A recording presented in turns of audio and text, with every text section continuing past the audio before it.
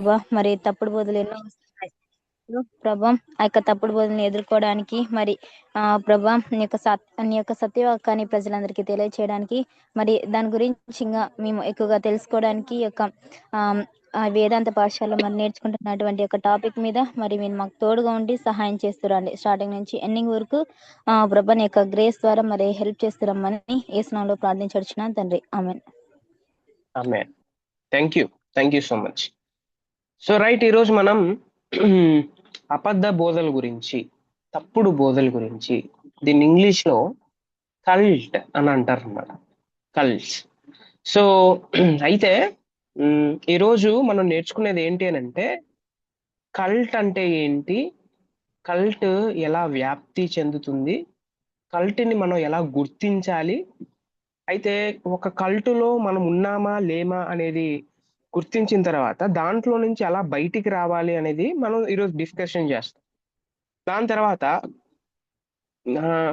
How many types of cults, క్రైస్తవ్యంలోనే చాలా రకాలైన కల్ట్స్ ఉన్నాయి. ఆ కల్ట్స్ గురించి నేను ఆల్రెడీ చెప్పినట్టు ఒక వారం రోజుల కోర్సు ఏర్పాటు చేస్తున్నాం.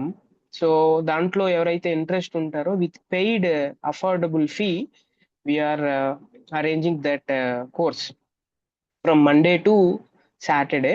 ఈవినింగ్ టైమ్సే ఉంటాయి, most probably 8 o'clock, 1 hour class. ఒకదాని మీదే ఆ కోర్స్ జరుగుతుంది అనమాట. So you can inform to your friends and relatives or colleagues, ఎవరికైతే ఇంట్రెస్ట్ ఉందో థియాలజీ నేర్చుకోవాలనేది తక్కువ ఫీజుతో. So they can definitely learn. అయితే అదేంటి అని అంటే మంత్లీ 1 week మాత్రమే ఉంటుంది అది. ఓకే, ఆ కోర్సెస్ వారం రోజుల కోర్స్ ఏమైతే ఉందో మంత్కి 1 week మాత్రమే ఉంటుంది. మిగతా సండేస్ మన వేదాంత పాఠశాల యాజ్ ఇట్ ఈస్ జరుగుతూనే ఉంటుంది. యా, అందరికీ అర్థమైంది అనుకుంటా. Is it okay? Yeah, please respond. అన్న అర్థమైంది, కానీ ఫీజు ఎంత ఉంటుంది అన్న? నేను డిస్కషన్ చేసి మేము చెప్తాం. మోస్ట్ ప్రాబబ్లీ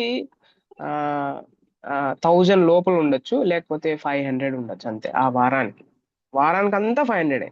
ఓకే, సో అలా ఉంటుంది. So we will discuss and we will tell you what is there. Okay, so ఎక్కువ ఏం ఉండదు, టెన్షన్ పడకండి, ఎక్కువ ఏమీ ఉండదు. మేబీ 500 లేకపోతే 300. సో వి విల్ డిస్కస్, ప్రార్థనా పూర్వకంగా డిస్కషన్ చేసుకొని as a team we will send you the information. So right, ఒకసారి మనం 2 పేతురుకు రాసిన పత్రిక 2వ అధ్యాయం మొదటి వచనం ఒకసారి, ఎవరితో అయినా బైబిల్ ఉంటే you please read 2 Peter 2nd chapter 1st verse.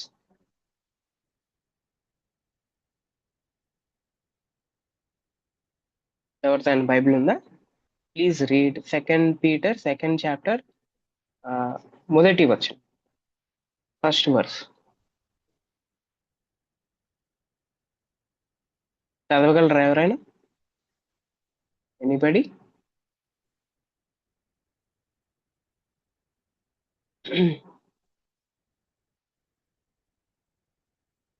ఉన్నారా? సో క్లాస్లో ఉన్నారా ఎవరైనా?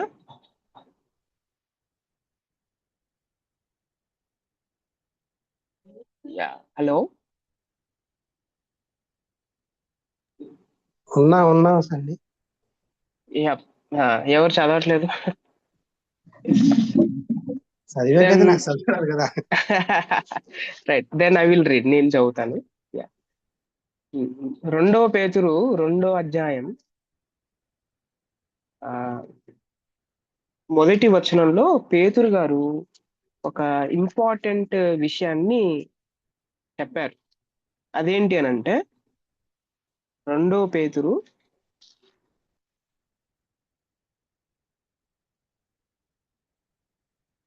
2వ అధ్యాయం మొదటి వచనం. ఇందులో పేతురు గారు ఒక చాలా సున్నితమైన విషయాన్ని చెప్తా ఉన్నారు. అదేంటి అని అంటే ఇలా ఉంది: మరియు అబద్ధ ప్రవక్తలు ప్రజలలో ఉండిరి, అటువలనే మీలోను అబద్ధ బోధకులు ఉందురు. వీరు తమ్మును కొనిన ప్రభువును కూడా విసర్జించుచు తమకు తామే శీఘ్రముగా నాశనము కలుగజేసుకొనుచు నాశనకరమగు భిన్న అభిప్రాయములను రహస్యముగా బోధించుదురు. మరియు అనేకులు చాలా మంది వారి పోకిరి చేష్టలను అనుసరించి నడుతురు. వీరిని బట్టి, ఇట్లాంటి వాళ్ళని బట్టి సత్య మార్గము దూషింపబడును. వారు ఎట్లుంటారంటే అధిక లోబులై కల్పనా వాక్యములు చెప్పుచు మీ వలన, అంటే ఎవరైతే వాళ్ళని ఫాలో అవుతా ఉంటారో వారి వలన లాభము అంటే డబ్బులు సంపాదించుకొందురు. వారికి పూర్వము నుండి విధింపబడిన తీర్పు ఆలస్యము చెయ్యదు. వారి నాశనము వారి నాశనమునకుని నిద్రపోదు. వారి నాశనము కునికి నిద్రపోదు. సో ఇది పేతురు గారు చాలా చాలా సీరియస్ గా ఒక విషయాన్ని చెప్తా ఉన్నారు. మనం తప్పుడు బోధల గురించి ఎందుకు ఆలోచన చేయాలి? అంత ఇంపార్టెంట్ ఏముంది అని అంటే ఖచ్చితంగా ఆలోచన చేయాలి. ఎందుకనంటే యేసు ప్రభు వారే మత్తయి సువార్తలో, తర్వాత మార్క్ సువార్తలో, తర్వాత లూకా సువార్తలు అబద్ధ ప్రవక్తల గురించి, తప్పుడు బోధకుల గురించి యేసు ప్రభు వారే చెప్పారు. వారు గొర్రె చర్మము ధరించుకొని వారు ఏం చేస్తారు అని అంటే నాశనానికి నడిపిస్తారు అని యేసు ప్రభు వారే హెచ్చరించాడు.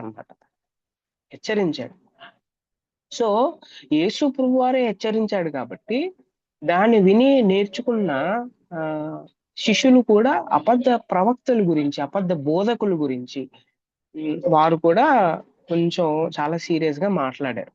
దాంట్లో పేతురు గారు ఏం చెప్పారో మనం విన్నాం. సో ఈ రోజుల్లో ఈ రోజుల్లో ఉన్న పరిస్థితులను చూస్తా ఉంటే మీరు ఎప్పుడైనా బాగా గమనించారా? అదేంటి అని అంటే ఎవరైతే బోధకుడు ఉన్నారో ఆ బోధకుడు చాలా చాలా చాలా రిచ్, చాలా ఆ బోధకుడు ఒకటే పెద్ద పెద్ద కార్లు వేసుకొని, పెద్ద పెద్ద అపార్ట్మెంట్స్ తో, తర్వాత ఫుల్ సెక్యూరిటీతో వారు మాత్రమే చాలా డబ్బు కలిగి వారే ఉంటారు. వారి దగ్గరికి ఎవరైతే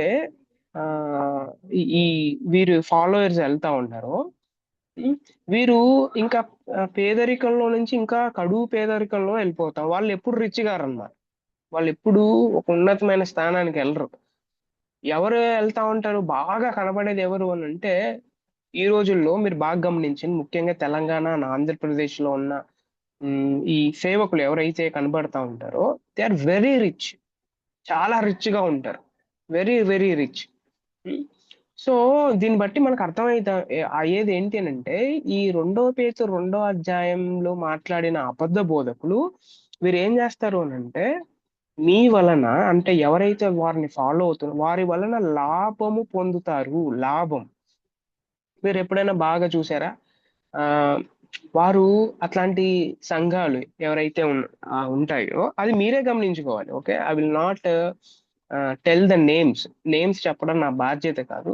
నా బాధ్యత ఏంటి అని అంటే ఏది కరెక్ట్ బోధ, ఏది తప్పుడు బోధ అని చెప్పడం మాత్రమే నా బాధ్యత. So after that decision is yours. So నిర్ణయం మీదే, ఎవరిని ఫాలో అవ్వాలి, ఎవరిని ఫాలో అవ్వకూడదు అనేది తీసుకోవాల్సిన నిర్ణయం ఎవరిది అని అంటే ఎవరైతే వింటున్నారో వారిదన్నమాట. రైట్? ఇది చాలా జాగ్రత్తగా ఆలోచన చేయాలి. సో నా ఇప్పుడు అసలు కల్ట్ అంటే ఏంటి, తప్పుడు బోధ అంటే ఏంటి అని ఒకవేళ ప్రశ్న అడిగితే, ఓకే, కల్ట్ అంటే తప్పుడు బోధ ఏంటి, దానికి అర్థం ఏంటి అని అంటే కల్ట్ అనేది ఒక విభాగం లేదా వ్యక్తుల సమూహం, అది వక్రమైన సిద్ధాంతాలను కలిగి ఉంటుంది. అది ఒక తప్పుడు బోధ అంటే ఏంటంటే ఇది ఒక సపరేట్ ఆర్గనైజేషన్ అన్నమాట, ఒక సపరేట్ విభాగం అన్నమాట. లేకపోతే అక్కడ ఫ్యాన్స్ ఉంటారు, ఫ్యాన్స్. ఓకే, బిలీవర్స్ ఉండరు. బిలీవర్స్ అంటే ఏంటి? యేసు ప్రభుని వెంబడించే వాళ్ళు ఉండరు. ఎవరైతే వాక్యం లేకపోతే చెప్తా ఉన్నారో, వాక్యం చెప్తున్నామని అనుకుంటున్నారో, ఆ సంఘాల్లో వారికి ఫ్యాన్స్ ఉంటారు అనమాట, ఫ్యాన్స్. ఓకే, వ్యక్తుల సమూహం. ఒకవేళ ఆ పాస్టర్ గురించి కానీ, ఎవరైతే వాక్యం బోధిస్తున్నాడు అని అనుకుంటున్నారు కదా, వారి గురించి కానీ మాట్లాడితే ఆయన రియాక్ట్ కాడు అనమాట. ఎవరు రియాక్ట్ అవుతారంటే వీళ్ళు రియాక్ట్ అవుతారు. ఎవరైతే ఈ ఫ్యాన్స్ ఉంటారో ఆ ఫ్యాన్స్ రియాక్ట్ అవుతారు. ఇదేంటో ఒక ఒక సినిమా హీరోకి ఫ్యాన్స్ ఉన్నట్టు. ఓకే, ఆ సినిమా హీరో కన్నా చాలా ఆ, నీచంగా ప్రవర్తన చేస్తూ ఉంటారు. ఇది మనం గుర్తుపెట్టాలి. ఇంకోటి ఏంటి అని అంటే, వారు ఏం చేస్తారంటే, వారు వక్రమైన సిద్ధాంతాలు, అపోస్తులు చెప్పింది, యేసు ప్రభు చెప్పింది, వాక్యం చెప్పింది ఉండదు అక్కడ. ఓకే, వక్రమైన సిద్ధాంతాలు ఉంటాయి, వక్రమైన సిద్ధాంతాలు. తర్వాత ఇంకోటి ఏంటి అంటే, ఈ కల్ట్ అనేది ఒక మత విశ్వాసాల వ్యవస్థ. ఓకే, ఎక్కడైతే మతం మతం ఉంటుందో, ఎక్కడైతే మత సంబంధమైన విశ్వాసం ఉంటుందో, ఓకే, అక్కడ ఈ తప్పుడు బోధ అనేది ఉంటుంది అనేది గుర్తుపెట్టుకోవాలి. అందుకే మనం మన క్రైస్తవ్యాన్ని ఎప్పుడైతే మతంగా మతంగా ఆలోచన చేస్తామో, ఓకే, మతంలో ఏముంటాయి? మతంలో కొన్ని రూల్స్ రెగ్యులేషన్స్ ఉంటాయి. మతంలో ఏముంటాయి? ఇలాగే చేయాలి అని ఉంటుంది అన్నమాట. మతంలో ఏముంటాయి? ముందు వెనకాల ఏం చెప్పారు అనేది ఆలోచన చేయరన్నమాట. ఆచార సంప్రదాయంగా ఆచారాలు పాటిస్తాం. అది మతానికున్న ఆ విషయాలు. సో ఇట్లాంటి విషయాలు ఎక్కడైతే ఉంటాయో అది మనం తప్పుడు బోధ అనేది మనం అర్థం చేసుకోవాలి. ఓకే, అయితే ఇంకోటి ఏంటి అని అంటే, ఈ తప్పుడు బోధలోనే ఆ మీరు గళతీయులకు రాసిన పత్రిక ఒకవేళ 1వ అధ్యాయం 6వ వచనం నుంచి చదవగలిగితే, అక్కడ ఆ ఇలా ఉంటుంది. ఏంటనంటే, క్రీస్తు కృపను బట్టి మిమ్మును పిలిచిన వానిని విడచి భిన్నమైన భిన్నమైన సువార్త తట్టుకు మీరింత త్వరగా తిరిగిపోవుట చూడగా నాకు చాలా ఆశ్చర్యం వేస్తా ఉంది అని గళతీయులకు రాసిన పత్రికలో పౌలు గారు ఆ గళతీయులు చర్చి వాళ్ళ నుంచి చాలా ఆశ్చర్యపడతా ఉన్నారు. ఎందుకు అనంటే, పౌలు గారు చాలా కష్టపడి సువార్త చెప్తే, ఆ పౌలు గారు లేనప్పుడు, పౌలు గారు ఆ సంఘంలో ప్రజెన్స్ లేనప్పుడు, వీరు ఏం చేశారంటే, కొత్త బోధకులు ఎవరైతే బయట నుంచి వచ్చారో వారు చెప్పేది బాగా విని, పౌలు చెప్పిన ఆ ఆ ఆ యేసు ప్రభు గురించి విషయాన్ని మర్చిపోయేసి పక్కన పెట్టి, వీరు కొత్తగా వచ్చిన వాళ్ళు చెప్పింది విని వారి తట్టు తిరిగిపోయారు అనమాట. వారిని చూసి పౌలు గారు చాలా ఆశ్చర్యపోతారు. అంటే మీరు గమనించాల్సింది ఏంటంటే, ఒక కల్ట్, ఒక తప్పుడు బోధ ఏం చేస్తుందంటే వేరొక సువార్త వైపు మళ్ళిస్తుంది. వేరొక సువార్త ఏంటి? సువార్త ఒకటే కదా ఉండేది అని అంటే, అవును, ఈ రోజుల్లో చాలా సువార్తలు ఉన్నాయి. అదేంటనంటే, బైబిల్ చెప్పే సువార్త వేరు. బైబిల్ చెప్పే సువార్త ఏంటి? బైబిల్ చెప్పే సువార్త ఏంటనంటే, మారు మనసు పొంది పశ్చాత్తాపపడి యేసు ప్రభుని నోటితో ఒప్పుకొని హృదయమందు విశ్వసించి వారి పాపాలు ప్రాయశ్చిత్తం పొందితే, ఓకే, క్షమించమని అడిగితే, సో అది ఆ తన పాపం నుంచి బయటకు వచ్చాడు. అది ఎవరైతే ప్రీచ్ చేస్తా ఉన్నారో యేసు ప్రభు గురించి, యేసు ప్రభు జన్మ గురించి, యేసు ప్రభు జీవితం గురించి, యేసు ప్రభు వారి యొక్క శిలువ త్యాగం గురించి, మరణం గురించి, అలాగే ఆయన పునరుద్ధానం గురించి, ఆయన్ని ఎవరైతే వెంబడిస్తారో, నమ్ముకుంటారో వారికి పాప క్షమాపణ ఉందని ఎవరైతే చెప్తా ఉంటారో అది బైబిల్ చెప్పే సువార్త. ఇది కాక ఈ రోజుల్లో సువార్త అనేది వేరే రకంగా చెప్తా ఉన్నారు. అదేంటి అని అంటే, సువార్త యేసు ప్రభుని ఎందుకు నమ్ముకోవాలంటే, యేసు ప్రభుని, ఇదిగో, మీకు మీకు పిల్లలు లేరా? యేసు ప్రభుని నమ్ముకోండి. తర్వాత మీకు మీకు జాబ్ లేదా? యేసు ప్రభుని నమ్ముకోండి. మీకు పెళ్లి రాలేదా? యేసు ప్రభుని నమ్ముకోండి. లేకపోతే మీ ఇంట్లో ఏదైనా సమస్య ఉందా? ఇది వేరే వేరే రకమైన సువార్త అనేది బైబిల్ ఏం చెప్తా ఉందో అది కాక, అంటే యేసు ప్రభుని ఒక షాపులో ఎలాగైతే చాక్లెట్ కొంటారో, ఒక షాపులో ఎలాగైతే బిస్కెట్లు కొంటారో అలా చేసి పడేశారు అన్నమాట. ఓకే, నీకు ఏదైనా సమస్య ఉందా? అప్పుడు రా యేసు ప్రభు, అందుకు నమ్ముకో యేసు ప్రభు నువ్వు అన్నట్టుగా వీళ్ళు చెప్తారు. That is not actually gospel. Bible చెప్పే గాస్పల్ అది కాదు. బైబిల్ చెప్పే సువార్త అది గానే కాదు అనేది మనం అర్థం చేసుకోవాలి. వీరు ఏం చేస్తారంటే వాక్యాన్ని వక్రీకరిస్తారు. అంటే తప్పుడు బోధలో వాక్యాన్ని వక్రీకరించే బోధ ఉంటుంది అనేది గుర్తుపెట్టుకోవాలి మనం. ఇది గుర్తుపెట్టుకోవాలి, రైట్?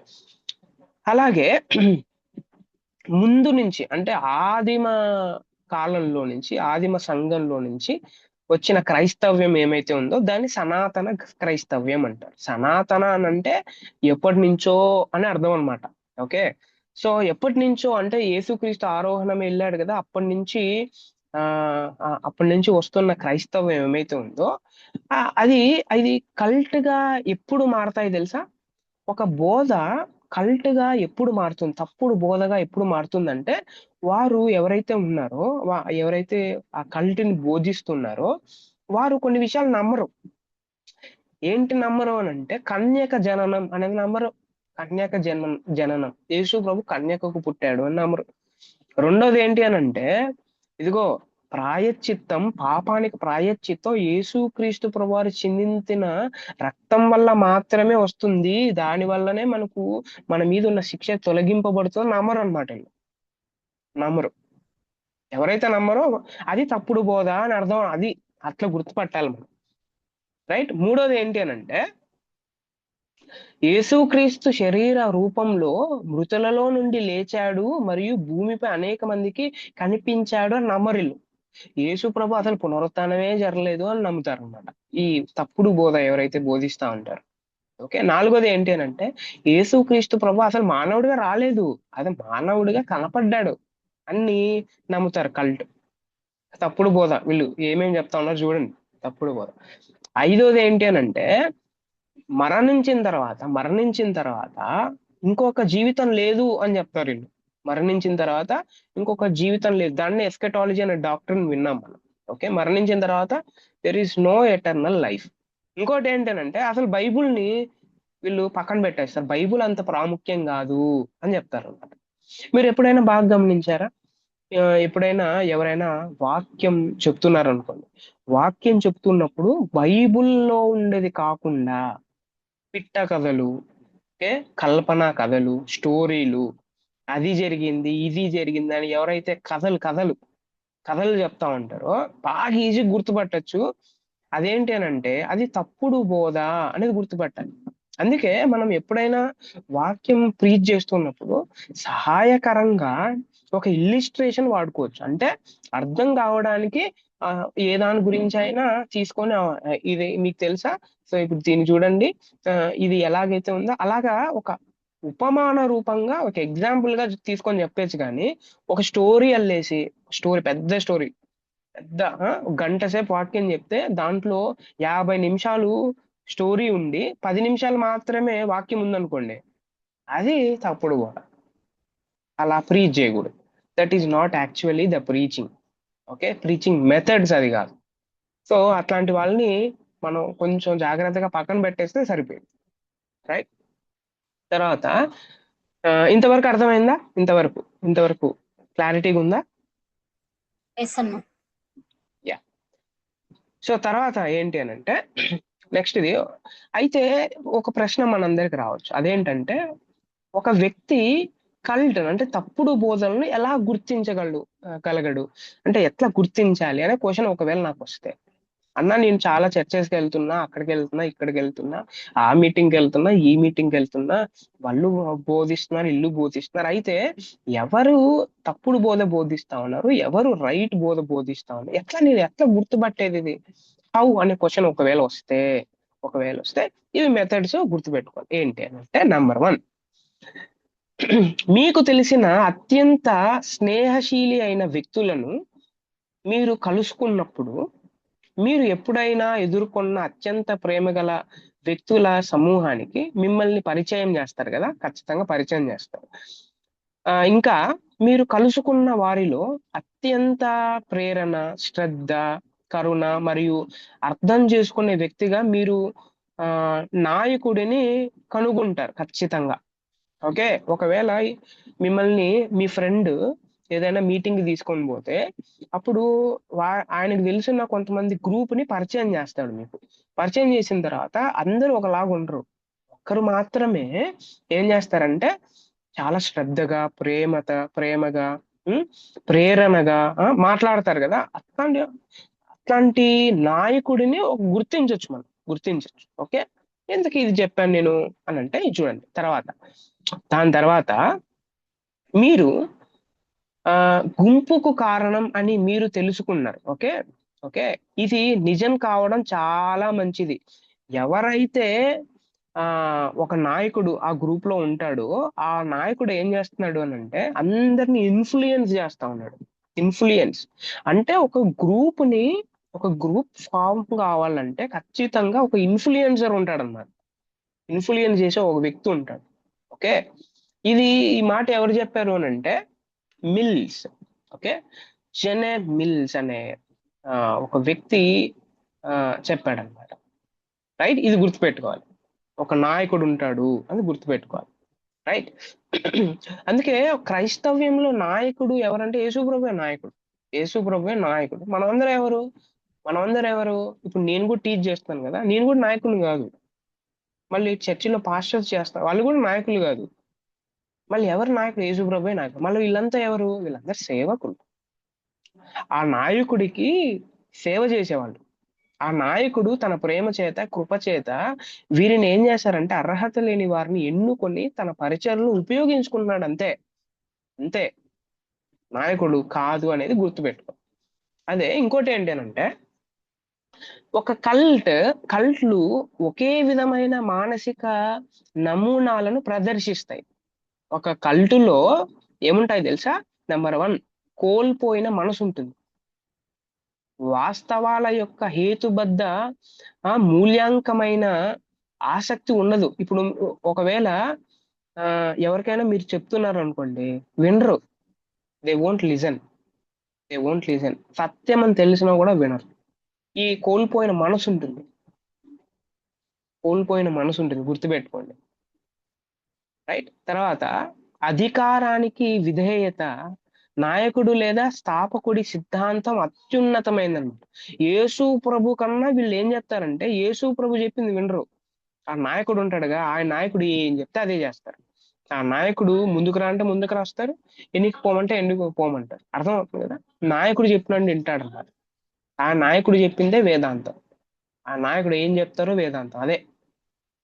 ఇఫ్ ఒకవేళ ఆ నాయకుడు చెప్పిందే, ఒకవేళ నేను ఒకరికి ఫ్యాన్ అవుతుంటే, ఆ వ్యక్తి నన్ను ఇన్ఫ్లుయెన్స్ చేసేలా ఉంటే, దెన్ నేను గుర్తించాల్సింది ఏంటి అని అంటే, నేను మెల్లమెల్లగా కల్టులోకి పోతున్నాను అనేది గుర్తుపట్టాలి.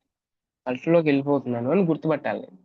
ఎందుకనంటే ఈ రోజుల్లో మీరు బాగా గమనిస్తే ఈ ఆంధ్ర తెలంగాణ తెలుగు రాష్ట్రాల్లో ఒకరేమో అసలు బైబిల్లో ఉన్న 66 పుస్తకాలు కాదు అని కొంతమంది అంటారు. ఓకే, ఇంకా కొంతమంది మీరు ఎలాగైనా బ్రతకచ్చు, పాపం కూడా చేసేయచ్చు అని కొంతమంది చెప్తా ఉన్నారు. ఇంకా కొంతమంది చాలా వ్యతిరేకంగా మాట్లాడుతున్నారు. నాయకుడు ఫ్యాన్స్. అందుకే మనం గుర్తుపెట్టుకోవాల్సింది, never ever become a fan to anybody. ఒక వ్యక్తి పాట పాడాడు అనుకోండి, పాట చాలా మంచిగా పాడాడు అనుకోండి, మంచిగా పాడారు దేవుని కృప వల్ల, అంతే. మీ వాయిస్ సూపర్ ఉంది, నేను పెద్ద ఫ్యాన్ ని మీకు అని అంటే రాంగ్. అది అలా మాట్లాడకూడదు. ఒక క్రైస్తవుడు అలా మాట్లాడడానికి లేదు. అలా అలా అన్నాడు అని అంటే క్రీస్తుకి చాలా దూరంగా ఉన్నాడు అనేది మనం అర్థం చేసుకోవాలి. తర్వాత ఇంకోటి ఏంటంటే నియంత్రణ జీవనం ఉండదు, నియంత్రించుకునే జీవనం ఉండదు అనమాట. Okay, right. మళ్ళీ ఈ నియంత్రణ జీవితం, ఇప్పుడు నేను ఒకరికి ఫ్యాన్ అయ్యాను అనుకోండి, నేను ఎవరు చెప్తే వింటాను? ఈ వ్యక్తి ఎవరైతే నాయకుడు ఉన్నాడో ఆయన చెప్తే నేను వింటాను అనమాట. అప్పుడు గుర్తుపెట్టాల్సింది ఏంటంటే, నేను కల్టులో ఉన్నాను. ఇంకోటి ఏంటంటే, సొంత విశ్వాస వ్యవస్థపై కాకుండా ఇతర విశ్వాస వ్యవస్థల పట్ల అసహనం. వీళ్ళకి ఏంటి అని అంటే, ఇప్పుడు ఫర్ ఎగ్జాంపుల్ గ్రూప్ ఉంది అనుకోండి, వాళ్ళలో ఉన్న తప్పులే వాళ్ళు చూసుకోరు అనమాట. వీళ్ళు ఈ గ్రూప్ ఏం చేస్తారంటే, వాళ్ళు ఇట్లా వీళ్ళు ఇట్లా, వాళ్ళు అలాగా ఇల్లు ఇలాగా అని వీళ్ళు ఏం చేస్తారు అని అంటే, ఎక్కువ ఆ దాన్ని ఏమంటారు, ఎక్కువ అసహనంగా ఉంటారు. అసహనంగా పాయింట్ అవుట్ చేసే హృదయం, పాయింట్ అవుట్. ఈ రోజుల్లో ఉన్న యూట్యూబ్స్ లో అన్ని ఇవే కదా, పాయింట్ అవుట్. వాళ్ళు ఇలాగా ఆ పాస్ట్ ఇలాగా ఈ పాస్ట్ ఇలాగా. సో సో యేసు ప్రభు నుంచి ఎప్పుడో మనం దూరం అయ్యామనేది మనం గుర్తుపట్టాలి. యా. తర్వాత మరియు అబద్ధ ప్రవక్తలు ప్రజల్లో ఉండేది ఆల్రెడీ మనం 2 పేతురు 2వ అధ్యాయం 1వ వచనం చదివాం. ఇంటికి వెళ్ళిన తర్వాత 2 పేతురు చాలా చక్కగా చదవండి. కల్టుకు మీరు బాగా గమనిస్తే మన భారతదేశంలో కూడా ఒక విద్య ఉంది, తాంత్రిక విద్య అంటారు దాన్ని. దాన్ని క్షుద్ర విద్య కూడా అంటారు, క్షుద్ర విద్య. సో ఒక తప్పుడు బోధకి భారతదేశంలో ఉన్న తాంత్రిక విద్యకు ఏమైనా వ్యత్యాసం ఉందా అనేది ఒకవేళ ఆలోచన చేస్తే ఉంది.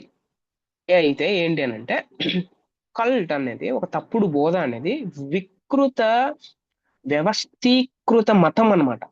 ఒక మతం లాగా, ఒక పెద్ద సపరేట్ సెక్ట్ లాగా తయారవుతుంది అది, తప్పుడు బోధ అనేది. అయితే భారతదేశంలో ఉన్న తాంత్రిక విద్య, క్షుద్ర విద్య అనేది అంతరింద్రియ శక్తి లేదా జ్ఞానాన్ని పొందే ప్రత్యామ్నాయంగా వాడతారు అన్నమాట. అంటే దీన్ని బట్టి ఆ భారతదేశంలో ఉన్న విద్యలు ఏమైతే ఉన్నాయో దాంట్లో తాంత్రిక విద్య అనేది అంతరింద్రియంలోని అంతరింద్రియ ఆ అంతరింద్రియ శక్తి పొందడానికి మాత్రం వాడతారు వాళ్ళు. ఇంకో మాటలో చెప్పాలంటే వీళ్ళకన్నా ఈ కల్టే వెరీ డేంజరస్ అన్నమాట. తప్పుడు బోధ వ్యవస్థీకరణ, ఆర్గనైజేషన్ ఏమైతే ఉందో అదే చాలా డేంజర్ అనేది మనం అర్థం చేసుకోవాలి. ఓకే. యా. మీరు ద్వితీయోపదేశ కాండం 18వ అధ్యాయం 10వ వచనం నుంచి ఒకవేళ చదివితే ఆ అక్కడ ఒక కల్ట్ ఉంది, ఒక తప్పుడు బోధ ఉంది. అదేంటి అని అంటే, చిన్న చిన్న పిల్లల్ని అగ్నిగుండం దాటించేవాళ్ళు అన్నమాట. ఓకే. తర్వాత సోదెగాళ్ళను నమ్మేవాళ్ళు. ఉం? తర్వాత తర్వాత అంటే ఇస్రాయేల్ ప్రజలు అట్లా చేయకూడదని ద్వితీయోపదేశ కాండంలో దేవుడు ఆజ్ఞలు ఇచ్చారు. తర్వాత వీళ్ళు ఏం చేస్తారంటే దయ్యాల దగ్గరికి పోయి విచారణ చేస్తారన్నమాట. దేవుడి దగ్గరికి వచ్చి కాదు, దయ్యాల దగ్గర పోయి విచారణ చేస్తారు. కర్ణ పిచాచి అడుగుతారు. ఈ రోజుల్లో కూడా మీరు బాగా గమనించండి. మీరు ఏదైనా మీటింగ్కి వెళ్ళండి, ఏదైనా మీటింగ్కి వెళ్తే ఏం జరుగుతా ఉంది, మైక్ పట్టుకొని దయ్యాలను అడుగుతారు, ఎక్కడి నుంచి వచ్చావు, ఏం చేస్తావు, నువ్వేనా, ఏం చేసావు. అసలు అవసరం అది? అసలు ఏం జరుగుతా ఉంది? దేవుడు మాట్లాడవలసిన ప్లేస్ లో you are giving chance to to ఏం చేస్తున్నావు అని అంటే, డీమన్స్, దెయ్యాలు మాట్లాడేటట్టు నువ్వు చేస్తున్నావు. అండ్ పీపుల్ ఎవరైతే అక్కడికి వెళ్ళారో, ఆల్రెడీ మన భారతదేశంలో ఈ పిచ్చి ఉన్న వాళ్ళు చాలా మంది ఉంటారుగా. సో వీళ్ళకి బాగా ఇంట్రెస్ట్, అబ్బా అయితే ఏం మాట్లాడుతుంది అని చాలా చాలా చాలా ఇంట్రెస్ట్ గా చూస్తూ ఉంటారు అన్నమాట కదా. సో ఇంకోటి కూడా బాగా గమనించండి. ఈ ఈ వెళ్ళే వాళ్ళు ఎవరైతే ఉంటారో వీళ్ళందరూ విలేజర్స్ అయి ఉంటారు, సిటీస్ నుంచి ఉండరు. బాగా గమనించారు ఎప్పుడైనా? ఎక్కువ విలేజ్ పీపుల్ ని, అమాయకుల్ని టార్గెట్ చేస్తారు. బాగా గమనించాలి. ఓకే. అండ్ కల్ట్స్ యొక్క లక్షణాల గురించి ఒకవేళ మీరు ఆలోచన చేస్తే, కల్ట్స్ ఈ తప్పుడు బోధన లక్షణాలు ఆలోచన చేస్తే ఎలా ఉంటుందనంటే, దేవుని వాక్యానికి ఇంకొకటి కూడా కలుపుతారనమాట. వీళ్ళు కలిపి మాట్లాడతారు. వాక్యం ఉన్నది ఉన్నట్టుగా మాట్లాడడానికి చేత కాదు వీళ్ళకి. ఓకే. ఎందుకనంటే దానికి సపరేట్ మెథడ్స్ ఉంటాయి, ఇంటర్ప్రిటేషన్ మెథడ్స్ ఉంటాయి, పుస్తకాలు చదవాల్సి వస్తుంది. ఓకే. తర్వాత దాని గురించి స్టడీ కూర్చోవాల్సి వస్తుంది సపరేట్ గా. We have to hard work చేయాల్సి వస్తుంది. ఇవన్నీ వీరికి ఇష్టం ఉండదు, హార్డ్ వర్క్ చేయడం ఇష్టం ఉండదు అనమాట. సో వీళ్ళు ఏంటంటే అసలు కూర్చుంటున్న వెంటనే అంటే ప్రజల్లో ఉన్న వారికి దేవుడు చెప్పడం అనమాట, వీళ్ళకి మాత్రమే చెప్తాడు అనమాట. వీళ్ళకి నాయకుడికి మాత్రమే చెప్తాడు దేవుడు. ఈరోజు ఏం మాట్లాడాలో ఆయనకు ఒకటే చెప్తాడు, ఎవరికి చెప్పడు, మళ్ళీ ఎవరికి చెప్పరు. ఓకే. సో ఒకవేళ అదే నిజమైతే దేవుడు ఇన్ని కామెంట్రీస్ ని కొంతమంది దైవజనుల చేత గ్రీకు భాష, హిబ్రూ భాష నేర్చుకునే కామెంట్రీస్ ని ఎందుకు రాయిస్తాడు? ఎందుకు రాయిస్తాడు? ఇది మనం మనం అర్థం చేసుకోవాలి. హార్డ్ వర్క్ చేయడం నిజంగా ఇష్టం లేని కాలంలో మనం ఉన్నాం. హార్డ్ వర్క్ అంటే వాక్యాన్ని చదివి బుక్కులు చదివే అంత ఇంట్రెస్ట్ ఎవరికి ఉంది? నో, ఎవ్వరికి లేదు. ఇది గుర్తుపట్టాలి మనం. సో వాక్యాన్ని కలుపుతారు. రెండవ లక్షణం ఏంటి అని అంటే వాక్యంలో నుండి తీసేస్తారు. ఫస్ట్దేమో వాక్యంలో కలుపుతారు, రెండోదేమో వాక్యంలో నుంచి తీసేస్తారు అనమాట. తీసేస్తారు. ఎవడైనను ఈ ప్రవచన గ్రంథమందున వాక్యములలో తీసివేసిన ఎడల దేవుడి ఈ గ్రంథంలో వ్రాయబడిన జీవ వృక్షంలో సో పాలు లేకోకుండా చేస్తారని ప్రకటన గ్రంథంలో 22వ అధ్యాయంలో చాలా చక్కగా దేవుడు చెప్పాడు. వాక్యంలో ఉన్నది తీసేసి మనం ఏం చెప్పేది? వాళ్ళు తీసేసి ఇల్లేం చేస్తారు? వాళ్ళ ఆలోచనలను కలిపి చెప్తారు అనమాట. That is wrong. అలా తీసేయకూడదు. ఒక కల్టుకున్న లక్షణం ఇది, గుర్తుపట్టాలి. ఓకే, అందుకే మనం గుర్తుపట్టాల్సింది ఏంటి అని అంటే ద్వితీయోపదేశ కాండంలో 4వ అధ్యాయంలో ఇలా చెప్తాడు దేవుడు, మీ దేవుడైన యెహోవా ఇచ్చిన ఆజ్ఞలను మీకు ఆజ్ఞాపించుచున్నాను, వాటిని గైకొనుట యందు నేను మీకు ఆజ్ఞాపించిన మాటతో దేనిని కలపద్దండి దయచేసి. ఓకే, దేనిని కలపకూడదు, దానిలో నుండి దేనిని తీసివేయకూడదు. అయితే మనం ఏం చేస్తున్నాం? మనం ఏం చేస్తున్నాం? సత్యం వైపు పరిగెత్తడం మానేసి అసత్యం వైపు పరిగెత్తుతున్నాం. రైట్, ఇదే విషయం గురించి ప్రకటన గ్రంథంలో కూడా రాయబడింది. ఇంకోటి ఏంటంటే కల్టుకున్న లక్షణం యేసు క్రీస్తు నుండి వేరుపరిచిపోతాడు. అదే కొలెసీలకు రాసిన పత్రికలో అలాగే యోహాను సువార్తలో కూడా రాశారు. వీళ్ళు ఏం చెప్తారు అంటే యేసు దేవుడు కాదు. ఈ రోజుల్లో ఉన్న మీరు యూట్యూబ్స్ లో చూస్తే ఏం చెప్తున్నారు మీరు గమనించారా?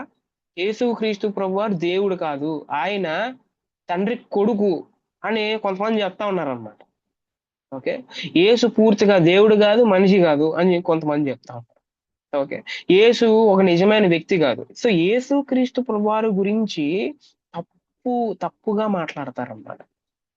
ఎందుకోనంటే they won't listen, they won't study. ఒకవేళ స్టడీ చేసినా ఎలా చదువుతారు అని అంటే పూర్వపు నుండి ట్రెడిషనల్ గా వస్తున్న థియలాజికల్ కాలేజెస్ లో చదివి వచ్చిన వాళ్ళు కాదు వీళ్ళు. వీళ్ళు ఏంటంటే సొంతంగా వారే బైబుల్ కూర్చొని సొంతంగా వారే చదువుకొని సొంతంగా చదివితే ఎలా వస్తుంది? మీరు ఎప్పుడైనా సెక్యులర్ గా టీచింగ్ వైపు వెళ్ళారా? ఎవరు సొంతంగా నేర్చుకోరు, ఎవరు సొంతంగా నేర్చుకోరు. There must be a teacher. అందుకే పరిశుద్ధాత్మ దేవుడు ఫస్ట్ ఆదిమ సంఘంలో ఆయనే టీచర్ గా పనిచేశాడు. తర్వాత ఏమైంది అంటే చాలా మంది చర్చి ఫాదర్స్ ని, అపోస్టలిక్ ఫాదర్స్ ని, థియోలాజియన్స్ ని చాలా మందిని గైడ్ చేసి పుస్తకాలు రాయించి ఇలా కాదు చదవాల్సింది ఇలాగా అని చాలా మెథడ్స్ కనిపెట్టి చాలా చేస్తే అదంతా పక్కన పెట్టేసి నువ్వు బైబిల్ పట్టేసుకొని నేనేం చేస్తానంటే అలా చదివేస్తా నాకు అర్థమైపోతుందనే ఒక రాంగ్ నోషన్ లో ఉన్నాం మనం అందరం. అందుకే we have to do hard work, we have to do hard work అనేది మనం గుర్తుపెట్టాలి. రైట్, ఇంకోటి ఏంటంటే ఈ క్యారెక్టరిస్టిక్స్ లో ఈ లక్షణాల్లో వీళ్ళు ఏం చెప్తారు అని అంటే మనం నువ్వు పని చేయి, పని చేస్తే నీకు దేవుడు ఆశీర్వాదం వస్తుందని చెప్తారు అన్నమాట. పని అంటే ఏంటి? ఈ రోజుల్లో బాగా గమనించారా? డబ్బులు ఇవ్వు, నువ్వు ఎంత ఇస్తే అంత పొందుకుంటావు అన్నమాట. ఎంత ఇస్తే అంత నువ్వు పొందుకుంటావు. ఎంత పశ్చాత్తాప పడితే అంత అది ఉండదు అనమాట. పశ్చాత్తాపం గురించి పాపం గురించి మాట్లాడే సేవకులు ఈ రోజుల్లో ఎంతమంది ఉన్నారు చెప్పండి? పెద్ద పెద్ద బోధకులు వాడే వాళ్ళు ఎవరైతే ఉన్నారో అసలు పశ్చాత్తాపం గురించి, పాపం గురించి, యేసు ప్రభు గురించి, లేకపోతే సంఘ క్షేమం గురించి ఏం మాట్లాడుతున్నారు? ఏం మాట్లాడట్లేదు. ఇంకోటి ఏంటంటే ఈ నాయకుడిని ఏం చేయాలంటే వీళ్ళు యేసు ప్రభుని కాదు ఆరాధన చేసే, దేవుణ్ణి కాదు, ఈ నాయకుడిని ఆరాధన చేయాలన్నమాట. మీరు ఇట్లా, మీరు అలాగా, వీళ్ళు పొగడాలన్నమాట. పొగడాల. Very very sad, very sad, చాలా సాడ్. ఓకే, ఈ వ్యక్తి ఎవరైతే ఉంటారో, ఈ నాయకుడు ఎవరైతే ఉంటారో సొంత బైబుల్ని కూడా మోయలేని పరిస్థితుల్లో ఉంటాడనమాట. సొంత బైబుల్ని కూడా మోసుకొని పోలేడు. ఎంత నీచంగమైన రోజుల్లో మనం ఉన్నాము గుర్తుపట్టాలి, మనం గుర్తుపట్టాలి. తర్వాత ఇంకోటి ఏంటంటే వీరు సంఘంలో నుంచి విభజిస్తారు అన్నమాట. ఓకే, విభజిస్తారు. ఎట్లాగా? కుటుంబ బంధాల్లో నుంచి, స్నేహితుల నుంచి, ఆ నాయకుడే నాయకుడే ఇంక అంతే. ఎవరు కాదంతే. నాయకుడు ఏం చెప్తే అది. నాయకుడు అంటే చెవు కోసుకుంటారు అన్నమాట వీళ్ళు. యేసుప్రభు అంటే చెవు కోసుకుంటారు లేదు తెలియదు కానీ, ఈ నాయకుడు అంటే చెవు కోసుకొని ఇంకా ఆ పాస్టర్ని ఏమైనా అంటే, ఇంకా ఈ రోజుల్లో ఉన్న క్రైస్తవులు చంపేయడానికి కూడా, ఒక వ్యక్తిని చంపేయడానికి కూడా వెనుగని చేయరు అనమాట. చంపేయడం అంటే లిటరల్ గా అయిండొచ్చు, మాటల పరంగా అయిండొచ్చు. ఆ యూట్యూబ్స్ లో లేకపోతే ఆ కామెంట్స్ లో మీరు చూస్తే విపరీతమైన కామెంట్స్. ఈ రోజులో ఉన్న క్రైస్తవులు బూతులు కూడా మాట్లాడతారు. ఎక్కడికి వెళ్తున్నాం మనం? మనం ఏం చేస్తున్నాం? మనం ఎప్పుడో క్రీస్తు నుంచి దూరం అయిపోయాం అనేది గుర్తుపట్టాలి. తర్వాత కల్ట్, ఈ తప్పుడు బోధ ఎవరైతే బోధిస్తా ఉంటారో ఆ నాయకుడు ఎవరైతే ఉంటారో ఆ నాయకుడి యొక్క ప్రధాన లక్షణం ఆ ఏంటి అని అంటే, వారు మాత్రమే దేవుడి నుండి నిజమైన సందేశాన్ని కలిగి ఉంటారన్నమాట. ఇప్పుడు మీరు ఫర్ ఎగ్జాంపుల్ ఓ వాక్యాన్ని చదివి, పాస్టర్ గారు ఆ, ఈ ఈ వచనానికి మీనింగ్ నేను ఇలా అనుకుంటున్నాను అని ఒకవేళ మీరు చెప్పారు, మీరు చెప్పింది రాంగ్ అని చెప్పి చూడండి ఒకసారి. అంటే ఆ చెప్పి చూడండి, తర్వాత ఏమవుతుందో మీరే మీరే ఆలోచన చేసి నిర్ణయాలు తీసుకోండి.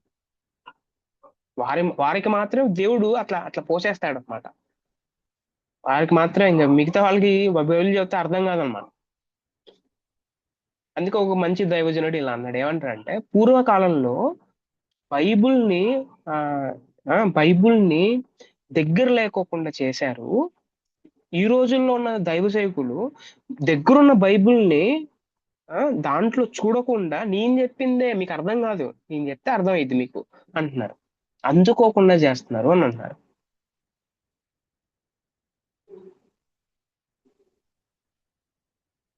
తర్వాత ఆ ఇంకోటి ఏంటి అంటే, ఈ కల్ట్ నాయకుల లక్షణం ఏంటి అంటే, తన కింద ఎవరైతే ఉంటారో తన కింద ఉన్న వాళ్ళు సేవకుల్లాగా ఉండాలన్నమాట వీళ్ళకి. సేవకులు అంటే ఏంటి? నీళ్లు పోయడానికి కొంతమంది, బైబిల్ తేవడానికి కొంతమంది, పాటల బుక్ తేవడానికి కొంతమంది, ఉం? తర్వాత ఆ, ఏంటి ఆ, సేవకులు అన్నమాట. విధేయత అనేది వాళ్ళలో చూడలేం. మనం తగ్గించుకునే స్వభావం వికాన్సి మనం చూడలేం మనం చూడలేం మనం చూడలేం. అందుకే మీరు బాగా గమనించారా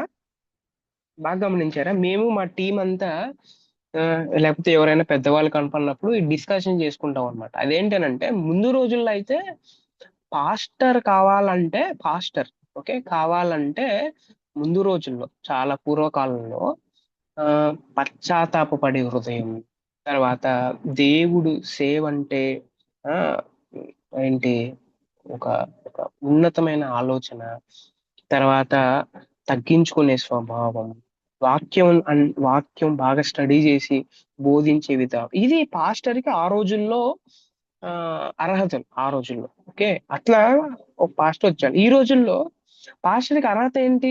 పాస్టర్ కి అర్హత ఎప్పుడైనా ఆలోచన చేశారా? ఒక పాస్టర్ ఖచ్చితంగా ఏమై ఉండాలి అని అంటే, పాట పాడే వ్యక్తే ఉండాలన్నమాట. మీరు ఎప్పుడైనా బాగా గమనించారా? ఫస్ట్ ఒక పాట రిలీజ్ చేస్తారు యూట్యూబ్ లో, ఒక పాట రిలీజ్ చేస్తారు. ఆ పాటతో ఏం చేస్తారు అని అంటే, బాగా వ్యూస్ బాగా వ్యూస్ పెరిగిపోతాయి. దాని తర్వాత ఏమవుతుంది? అలాగే అలాగే ఆ వ్యూస్ ఫ్యాన్స్ లాగా మారిపోతారు, viewers. And after that sudden గా సింగర్ కాస్త పాస్ అయిపోతాడు. నిజమైన సేవకుల్ని ఈ రోజుల్లో కష్టపడి చదివి ఆ, నేర్చుకొని వచ్చి బోధించే సేవకులు చాలా తక్కువ మంది. ఈ రోజుల్లో పాస్టర్ అవ్వడం చాలా ఈజీ. ఏంటి అని, ఒక యూట్యూబ్ ఛానల్ ఉండాలి, ఒక కెమెరా ఉండాలి, ఆ, తర్వాత చేతిలో మైక్ ఉండాలి, ఓ మంచి పాట పాడాలి, అంతే. ఎంత ఎంత దురదృష్టకరం ఇది! ఎంత దురదృష్టకరం! అందుకే వీళ్ళు ఏం చేస్తున్నారనంటే, వీరు ఈ ఎవరైతే ప్రజలు ఉంటారో ఈ ప్రజల్ని క్యాష్ చేసుకుంటున్నారు. క్యాష్ చేసుకుంటున్నారు అనమాట. Very very sad, very very sad. ఇంకోటి ఏంటంటే ఈ తప్పుడు బోధల్ని ఎవరైతే వెంబడిస్తా ఉంటారో, ఫాలో అవుతుంటారో, వీరు అసలు మినిమం నాలెడ్జ్ అబౌట్ బైబిల్ కూడా ఉండదు వీళ్ళకి. ఓకే, ఎమోషనల్ డెసిషన్స్ తీసుకుంటారు వీళ్ళు. ఎమోషన్ అంటే ఎమోషనల్ గా డెసిషన్ తీసుకుంటా ఉంటారు. ఆలోచన చేసి, బ్రెయిన్ యూజ్ చేసి, దేవుడు ఇచ్చిన బ్రెయిన్ యూజ్ చేసే అంత ఆలోచన వీళ్ళకి లేదు. Okay, right. ఒక వ్యక్తి ఏమో పరిశుద్ధాత్మ దేవుడు ఎవరైతే ఉన్నారో, ఒక సర్వెంట్ లాగా పరిశుద్ధాత్మ దేవుడా, పరిశుద్ధాత్మ అంటాడు, పేరు పెట్టి పరిశుద్ధాత్మ నువ్వు రా అని అంటాడు అనమాట. అంటే ఆయన పిలవడానికి అంటే ఈ లీడర్ ఎవరైతే ఉంటారో, ఈ లీడర్ పిలుస్తా వస్తాడు, ఈ లీడర్ పోమంటే వెళ్ళిపోతాడు అనమాట. Very very sad, very very sad. Minimum knowledge about holy spirit, minimum knowledge about Bible కూడా లేదు అనేది మనం అర్థం చేసుకోవాలి, ఈ ఫాలోవర్స్ ఎవరైతే ఉంటారో. ఇంకోటి ఏంటి అని అంటే, ఈ ఫాలోవర్స్ ఎవరైతే ఉంటారో, ఈ తప్పుడు బోధని ఫాలో చేసే వ్యక్తులు ఎవరైతే ఉంటారో, 3 లక్షణాలు ఉంటాయి వాళ్ళలో. 3 లక్షణాలు. అదేంటి అని అంటే, mentality of cult followers. Okay, they follow the cult leader. Okay, they forfeit individual freedom. Okay, they forsake friends. Follow, forfeit and forsake. వారు వెంబడిస్తారు, తర్వాత వ్యక్తిగత నిర్ణయాలు ఇల్లు తీసుకోరు, ఆ నాయకుడు తీసుకుంటాడు. తర్వాత స్నేహితులు, బంధువుల నుంచి దూరంగా వెళ్ళిపోతారు. మెంటాలిటీ చూడండి, మెంటాలిటీ.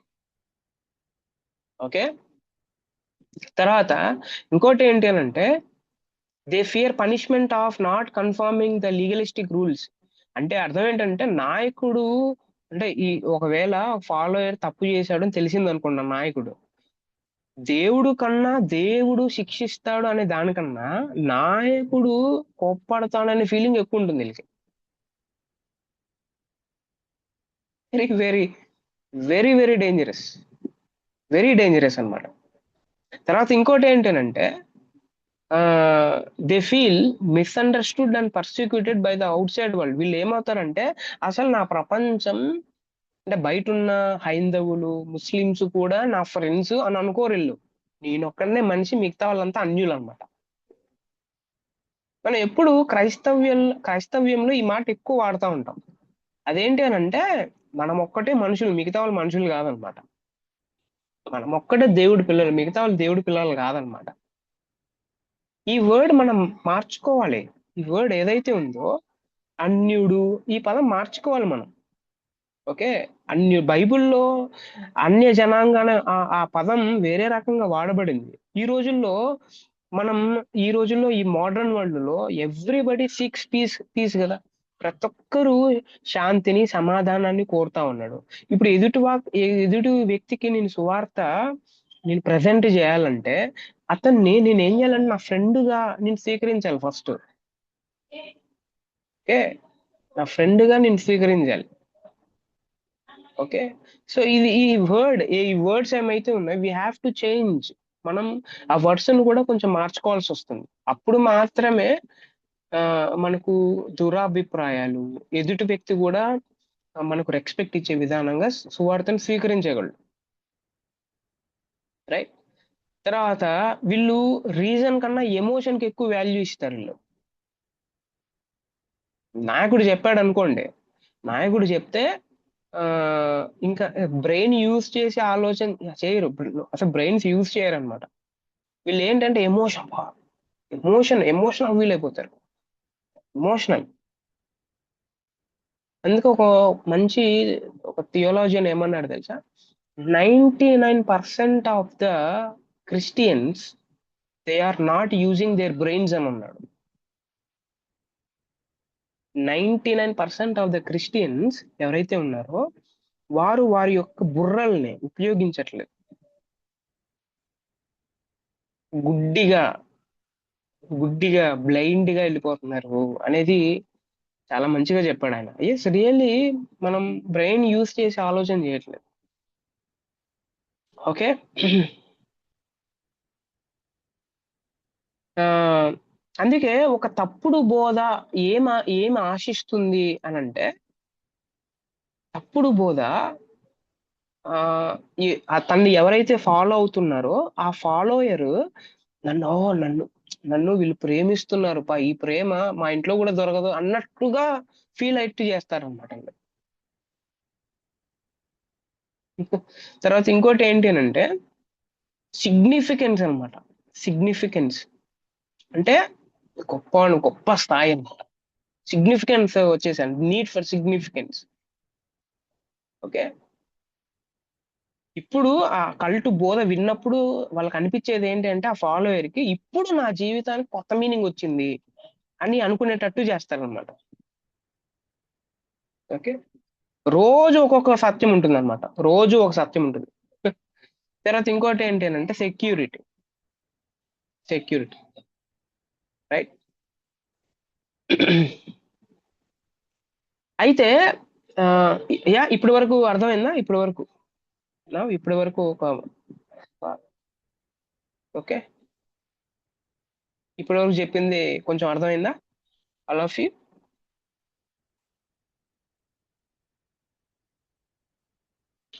ఎవరైనా రెస్పాండ్ కావచ్చు.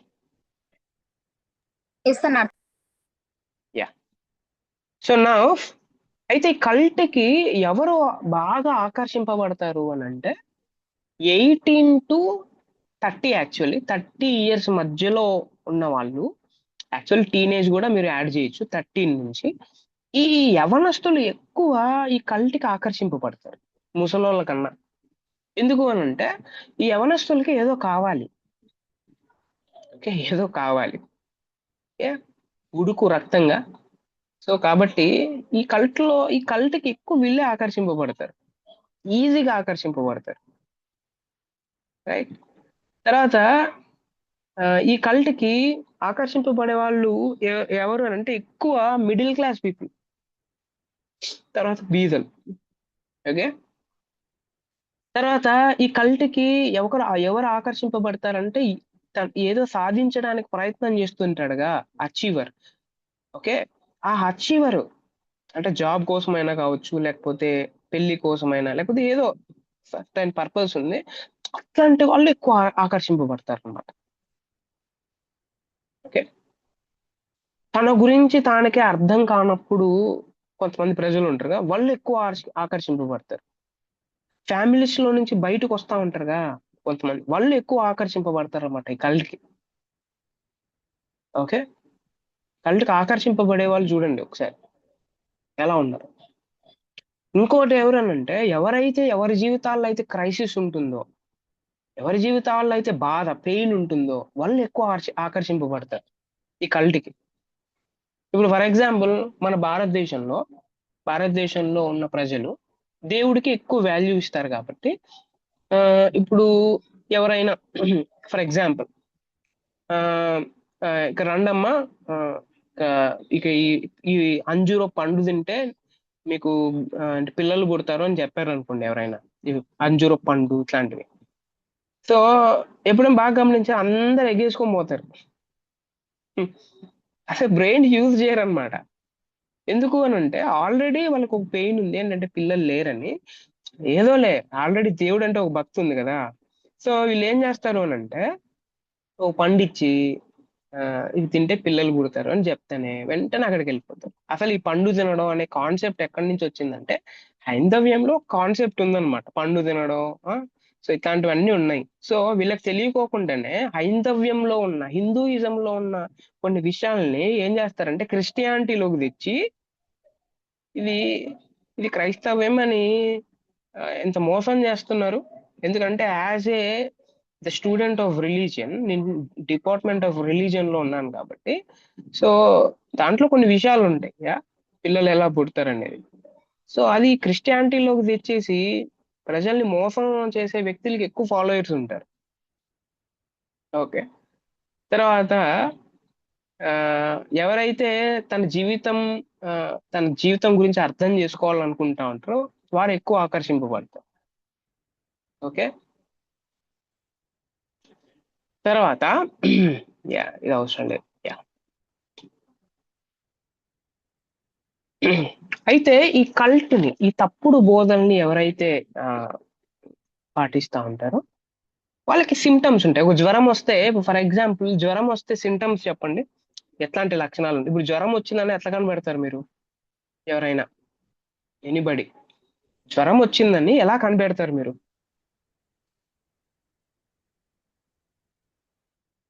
జ్వరం వచ్చిందని బాడీ ఇక హీట్ చూస్తానే గా చెప్తారు. ఉంటుందన్న, బాడీ గొంతు హీట్ కఫ్ గా ఉంటుంది, ఉంటుంది. బాడీ పెయిన్స్ ఉంటాయి, యా, ఇవన్నీ తర్వాత కఫ్ జ్వరానికి కోల్డ్ సిమ్టమ్స్. ఉంటుంది. Yes, correct, correct, correct. అలాగే ఒక తప్పుడు బోధలో ఉన్నాడు ఒక వ్యక్తి, లేకపోతే నేనున్నాను అని మనం గుర్తుపట్టాలంటే సిమ్టమ్స్ ఉంటాయి, కొన్ని సిమ్టమ్స్. నెంబర్ వన్ ఏంటో తెలుసా? They will make rational judgements అన్నమాట. రేషనల్ అంటే అర్థం ఏంటో తెలుసా? ఒక దైవ సేవకుడు బైబిల్ వాక్యాన్ని ప్రామాణికంగా పెట్టుకొని వాక్యం చెప్తే, ఈ వినేవాడు ఎవడైతే ఉంటాడో వీళ్ళు ఆల్రెడీ ఒక ఫాలోయర్, ఫ్యాన్, వేరే వ్యక్తికి ఫ్యాన్ అన్నమాట. ఈ చర్చికి వచ్చేది కూడా ఏదో సండే కాబట్టి, దగ్గర ఉంది కాబట్టి చర్చికి వస్తా ఉంటాడు, కానీ ఫాలో అయ్యేది వేరే వ్యక్తి. సో ఈ ఈ నిజమైన సేవకుడు ఎవరైతే ఉంటారో వాక్యం చెప్తా ఉంటే ఈయన ఏం చేస్తాడు అని అంటే, అట్లెందుకు ఇట్లెందుకు అని, ఇది కాదు అది కాదని రేషనల్ థింకింగ్ అన్నమాట. రేషనల్ అంటే ఎదురాడే స్వభావం ఉంటుంది ఈ కల్ట్కి ఎవరైతే ఆకర్షింపబడ్డారు. నెంబర్ టూ ఏంటి అని అంటే, తమ జీవితం మీదే తమకి కంట్రోల్ ఉండదు. ఇప్పుడే చెప్పాను, ఎవరైతే ఫాలోయర్స్ ఉంటారో వారి జీవితం మీద కంట్రోల్ ఎవరికి ఉంటుంది? ఎవరైనా చెప్పాలి ఇప్పుడు, ఎవరికి ఉంటుంది? అన్న ఏంటన్నా ఇంకొకసారి? ఎవరైతే కల్టుని ఫాలో అవుతుంటారో వారి జీవితం మీద ఎవరికి కంట్రోల్ ఉంటుంది? లీడర్ కన్నా ఆ ఎవరినైతే ఫాలో అవుతుంది. ఆ లీడర్కి ఉంటుంది అనమాట. ఆ లీడర్ చెప్తేనే వింటాడు అనమాట. ఇంట్లో ఉన్న తల్లిదండ్రులు చెప్పినా కూడా విండు. Number three, confusion. కన్ఫ్యూజన్ అనమాట, కన్ఫ్యూజన్ ఉంటుంది. తర్వాత ఇంకోటి ఏంటి అని అంటే, ఈ వ్యక్తి ఫ్రెండ్షిప్స్ చాలా వెరైటీగా ఉంటుంది. ఫ్రెండ్షిప్ చాలా వెరైటీగా ఉంటుంది. ఫ్రెండ్షిప్స్ అంత ఈజీగా చేయలేడు అనమాట ఈ వ్యక్తి. ఓకే, తర్వాత ఇంకోటి ఏంటంటే ఈ వ్యక్తి ఎవరిని నమ్మడు. ఎవరిని నమ్మడు ఎవరిని నమ్మడంటే ఎవరు నమ్ముతారు? ఆ లీడర్ నమ్ముతాడు. ఆ లీడర్ చెప్పిందే వేదం. ఓకే, తర్వాత ఇంకోటి ఏంటి అంటే, పిచ్చి పిచ్చి ప్రశ్నలు అడుగుతా ఉంటాడు. ఊరికే ప్రశ్న, తెలుసుకోవాలని కాదు, నేర్చుకోవాలని కాదు, ఇబ్బంది పెట్టాలని ఇబ్బంది పెట్టాలని పిచ్చి పిచ్చి ప్రశ్నలు అడుగుతా ఉంటారు అన్నమాట. ఓకే, అందుకే బైబిల్లో ఒక మాట ఉంది, అదేంటంటే మీరు వినడానికి వేగిరక పడాల, తర్వాత మీరే ఫిల్అప్ చేయాలి. తర్వాత ఏముంటుంది? మాట్లాడడానికి మాట్లాడడానికి నిదానించాలి. ఎక్కువ మాట్లాడొద్దండి దయచేసి. ఎక్కువ విస్తారమైన మాటల్లో దోషం ఉంటుంది. నెవర్ ఎవర్ టాక్, అసలు ఊరికే మాట్లాడు నో. సో యా, తర్వాత ఇంకోటి ఏంటంటే, కల్ట్ మెంబర్స్ తోనే గ్రూప్ గా తిరుగుతూ ఉంటాడు ఈయన. ఓకే, ఇంకోటి ఏంటి అని అంటే, తన జీవితంలో ఆనందం ఉండదు. అసలుకి ఆనందం అంటే డిఫైన్ కూడా చేయలేడు. ఇంకోటి ఏంటో తెలుసా? డిప్రెషన్ లోకి వెళ్ళిపోతాడు. ఏదైనా చిన్న విషయం జరిగినా హైపర్ గా ఫీల్ అయిపోతా ఉంటాడు అనమాట.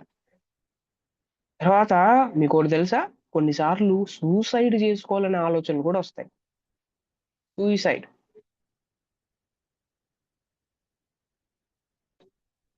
అయితే ఆ మళ్ళీ ఈ తప్పుడు బోధనలో నుంచి నేను బయటికి రావాలంటే ఎట్లా? ఇప్పుడు వరకు తప్పుడు బోధ అంటే ఏంటి, ఆ నాయకుడి యొక్క లక్షణాలు ఎట్లుంటాయి, తర్వాత ఆ నాయకుడిని వెంబడించే వాళ్ళు ఫాలోవర్స్ లక్షణాలు ఎట్లుంటాయి, ఇవన్నీ చూసాం. ఇప్పుడు ఇప్పుడు ఫర్ ఎగ్జాంపుల్ నేను తప్పుడు బోధలో ఉన్నాను, నాకు తెలిసిపోయింది. ఇప్పుడు మళ్ళీ బయటికి రావాలని అనుకుంటున్నా, కానీ రాలేకపోతున్నా. Then there is a solution. అదేంటి అని అంటే, తప్పుడు బోధలు మీరు ఎప్పుడైనా బాగా గమనించారా? తప్పుడు బోధలు హూ ఈజ్ గాడ్ అనే క్వశ్చన్కి ఆన్సర్ చెప్పదు. హూ ఈజ్ జీసస్, యేసు ప్రభు ఎవరు దానికి ఆన్సర్ చెప్పరు వీళ్ళు. వాట్ ఈస్ ట్రూత్, ఏది సత్యం దానికి ఆన్సర్ చెప్పరు. ఓకే, మీరు ఎప్పుడైనా ఈ రోజుల్లో ఉన్న యూట్యూబ్ ప్రీచర్స్ ఎవరైతే ఉన్నారో, తెర మీద లేకపోతే ఈ యూట్యూబ్లోనే ప్రీచ్ చేసే వాళ్ళు ఎవరైతే ఉంటారో, వాళ్ళు ఎప్పుడైనా దేవుడు గురించి ఒక గంట సేపు చెప్పడం మీరు ఎప్పుడైనా గమనించారా? యేసు ప్రభు గురించి ఒక గంట సేపు చెప్పడం ఎప్పుడైనా గమనించారా? పాయింట్ వైజ్ గా చెప్పడం ఎప్పుడైనా మీరు గమనించారా? నో, నో, చెప్పరు. కన్ఫ్యూజన్ స్టేట్ లో పడేస్తారు అన్నమాట. వీళ్ళు ఏంటంటే ఈ ఈ తప్పుడు బోధలు ఎవరైతే బోధిస్తా ఉంటారో they will have another Bible, అంటే ప్రింట్ చేసి అది కాదు, they will write the rewrite the passages also. వాళ్ళు ఏం చేస్తారు అని అంటే, వాళ్ళు బైబిల్లో ఉన్న వాక్యాన్ని వారికి అనుగుణంగా మార్చుకొని డబ్బులు సంపాదించడం కోసం వాళ్ళు చాలా ప్రయత్నాలు, విపరీతమైన ప్రయత్నాలు చేస్తారు.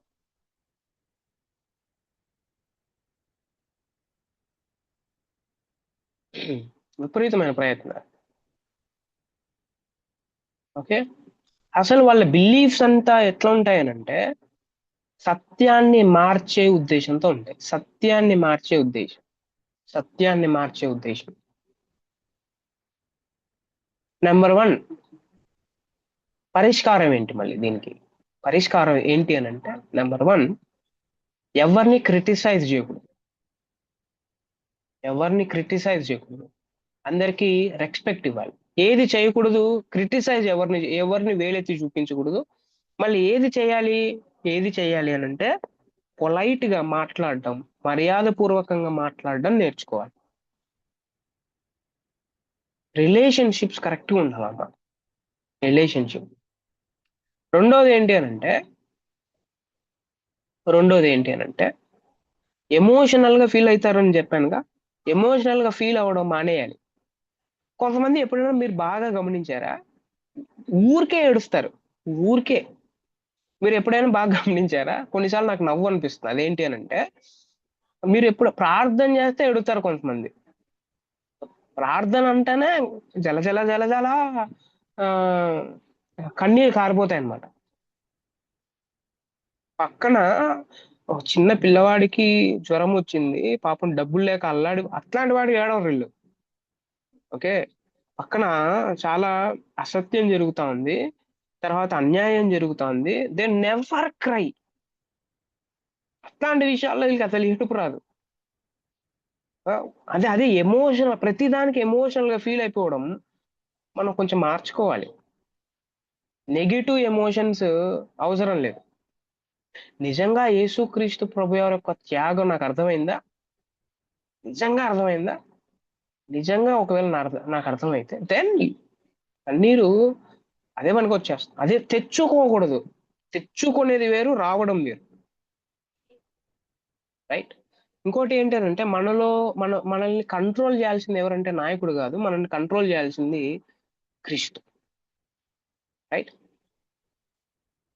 ఓకే, అది ఇప్పుడు ఆల్రెడీ నేను చెప్పాను. అదేంటంటే listen more than you talk. ఎక్కువ వినాలి, తక్కువ మాట్లాడాలి. పనికి రాని మాటలు మాట్లాడకూడదు, పనికొచ్చే మాటలే మాట్లాడాలి. ఎంత తక్కువ ప్రార్థన చేస్తాం అంత మంచిది. ఎంత తక్కువ మనం మాట్లాడతామో అంత చాలా మంచిది అనమాట. దానివల్ల గొడవలు రావు, దానివల్ల మిస్అండర్స్టాండింగ్స్ రాదు. అయితే ఎక్కడ మాట్లాడాలో అక్కడ మాట్లాడాలి, ఎక్కడ మాట్లాడకూడదు అక్కడ మాట్లాడకూడదు. తర్వాత ఇంకోటి ఏంటి అని అంటే సందేహపడకూడదు. డౌట్ ఇస్ వెరీ డేంజరస్ అనమాట. క్లారిఫికేషన్ మంచి పదం. క్లారిఫై మంచిది. డౌట్, సందేహపడడం రా, అంటే దాన్నే అనుమానం అని అంటారు. అనుమానానికి క్లారిఫికేషన్ చాలా తేడా ఉంది. ఓకే, క్లారిఫికేషన్ లో నేర్చుకోవడం, కానీ సందేహపడంలో, అనుమానంలో ఎదుటి వ్యక్తిని తప్పు, నేనే రైట్ అని అనుకుంటా ఉంటాం మనం. ఓకే, అట్లాంటి వ్యక్తులు, ఈ అనుమానం చెందే వ్యక్తులు సంఘాల్లో ఉండకపోవడమే చాలా మంచిది. వారి వల్ల పైసా ప్రయోజనం లేదు. వారి వల్ల నిరుపయోగం, సంఘం విభజింపబడ్డం తప్ప ఇంకా ఏ ప్రయోజనం లేదనమాట. నేర్చుకోరు, తక్కువ అంటే తమను తాము హంబుల్నెస్ గా ప్రవర్తించారు, తక్కువ చేసుకోవడం ఉండదు, వీరికేమో గొప్ప స్థానాలు కావాలి. అట్లాంటప్పుడు అట్లాంటి సంఘాల్లో ఇట్లాంటి వాళ్ళు ఉండడం డేంజరస్, కానీ దీనివల్ల ప్రయోజనకరం ఏమీ లేదు అనేది మనం అర్థం చేసుకోవాలి. అయితే వారందరి కోసం ప్రార్థించవలసిన మనసు మనందరికి ఉండాలి. వాళ్ళందరి కోసం ఖచ్చితంగా మనం ప్రార్థన చేయాలి, ప్రభువా వారి మనసు మార్చండి అని. యా. తర్వాత ఇంకోటి ఏంటి అని అంటే, ఈ కల్ట్, ఈ తప్పుడు బోధ ఎవరైతే ఉంటారో ఎదుటివాడు చేసిన తప్పుల్ని ఎక్కువ ఫోకస్ చేస్తాడు, కానీ తప్పులు, okay, proof they want to proof the errors. Okay, అర్థమవుతుంది కదా. సో ఇట్లాంటి తప్పుల్ని ఎక్కువ ఎంఫసైజ్ చేస్తారు వీళ్ళు. మీరు ఇంకోటి గమనించారా, ఈ రోజుల్లో ప్రవక్తలు ఎక్కువైపోయారు, అపోస్తులు ఎక్కువైపోయారు. ఎవరి పేరు ముందు చూసినా ప్రవక్త, అపోస్తులుడు వాళ్ళే పెట్టుకుంటా ఉంటారు పేర్లు, కానీ ఆ ప్రవక్త అంతా చెప్పేది అబద్ధం. ఓకే, నేను ఆల్రెడీ డాక్ట్రిన్స్ లో చెప్పాను, ఒక ప్రవక్తకు ఉన్న వాళ్ళ లక్షణాలు బైబిల్ ప్రకారం ఉండవలసింది ఏంటి, ఆ ప్రవక్త ఏం చేస్తాడు, ఎవరు ప్రవక్త, ఎవరిని పిలవ, ఇవన్నీ చెప్పాను డాక్ట్రిన్స్ లో, ముందు వీడియోస్ లో. You can definitely see that. Okay, అదే ఫేమస్ కావాలనే ఉద్దేశం. Famous never try to become famous. ఎప్పుడు ఫేమస్ కావడానికి ట్రై చేయకూడదు, ఫేమస్ చేసే దేవుడు. ఓకే, ఫేమస్ లో గర్వం ఉంటుంది, ఫేమస్ లో గొప్ప స్థానం కావాలి అని ఉంటుంది, తగ్గించుకునే స్వభావం ఉండదు. మిగతా వాళ్ళంతా నా కిందే, నేను ఒక్కడనే పైన ఉంటాను. నో. యేసు ప్రభు యేసు ప్రభు జీవితం ఒకవేళ ఆలోచన చేస్తే, యేసు ప్రభు తనని వృద్ధి చేయకూడదని చాలా మందికి చెప్పాడు. నో, నువ్వు వెళ్ళి నువ్వు ఏం చేయాలంటే, నువ్వు నువ్వు యాజకుడు కనబడంతే, నా గురించి చెప్పదు దయచేసి. ఈ doesn't want to become famous. అలాంటి హృదయం మనందరికీ ఉంది. తర్వాత ఈ ఈ సొల్యూషన్స్ లో ఇంకోటి ఏంటి అంటే అవేర్నెస్. చుట్టుపక్కల ఏం జరుగుతుంది అనేది అవేర్నెస్ నాకు కావాలి, ఖచ్చితంగా ఉండాలి. ఈ రోజుల్లో సంఘాలలో మీరు బాగా గమనిస్తే అసలు తప్పుడు బోధ గురించి వాక్యంలో చెప్పే బోధకులు చాలా తక్కువ. డబ్బుల గురించి, కానుకల గురించి, ఆశీర్వాదాల గురించి, స్వస్థతల గురించి మాట్లాడే వాళ్ళు 99%. ఒకవేళ ఇంకోటి, ప్రజలు కూడా ఎలా మైండ్ సెట్ తో ఉన్నారంటే, ప్రజలు కూడా ఇట్లా చెప్తేనే వాళ్ళు పాస్టర్, ఇలా చెప్తేనే పాస్టర్ అన్నమాట. ఆశీర్వాదాల గురించి, తర్వాత స్వస్థతల గురించి, దయ్యాల గురించి, వాళ్ళ గురించి, ఇళ్ళ గురించి మాట్లాడితేనే పాస్టర్. మైండ్ సెట్ ఎలా మారిపోయింది చూసారా, ఎలా మార్చేశారు చూసారా. వాక్యం చెప్తే వాక్యం చెప్తే నచ్చదన్నమాట. వాక్యం చెప్తే నచ్చదు, సత్యం చెప్తే ప్రజలకు నచ్చదు. Very very sad, right. ఇంకోటి ఏంటంటే సిద్ధాంతాలు ఉండవు వాళ్ళకి. సిద్ధాంతాలు ఒకవేళ ఉన్నా దాంట్లో కూడా తప్పు సిద్ధాంతాలు. యా. ఇంకోటి ఏంటి అని అంటే, ఇంకొక ఈ పరిష్కారంలో క్రీస్తు ఉన్నాడు. ఓకే, క్రీస్తు వారి బోధలో కానీ వారి జీవితాల్లో కానీ క్రీస్తు కేంద్రీకృతంగా ఉండదు. క్రీస్తు ముఖ్యం కాదు వాళ్ళకి, నాయకుడు ముఖ్యం. వారు వారి సొంత విశ్వాసాన్ని నమ్ముతారు, కానీ బైబిల్లో ఉన్న విశ్వాసాన్ని నమ్మరు. బైబిల్ ఏ విశ్వాసం గురించి మాట్లాడుతుందో ఆ విశ్వాసం వారు నమ్మరు. తర్వాత మన ప్రాణ ఆత్మ దేహాల మీద అంతిమ తీర్మానం బైబిల్ది అని నమ్మరు. పరిశుద్ధాత్మ దేవుడి యొక్క గైడెన్స్ అని నమ్మరు. ఇవన్నీ ఏంటి అని అంటే, ఇవన్నీ తప్పుడు సిద్ధాంతాలు, తప్పుడు బోధల యొక్క లక్షణాలు అనేది మనం మనం అర్థం చేసుకోవాలి. ఓకే, ఇవి తప్పుడు సిద్ధాంతాల గురించి మనం నేర్చుకునే విధానాలు. యా. అండ్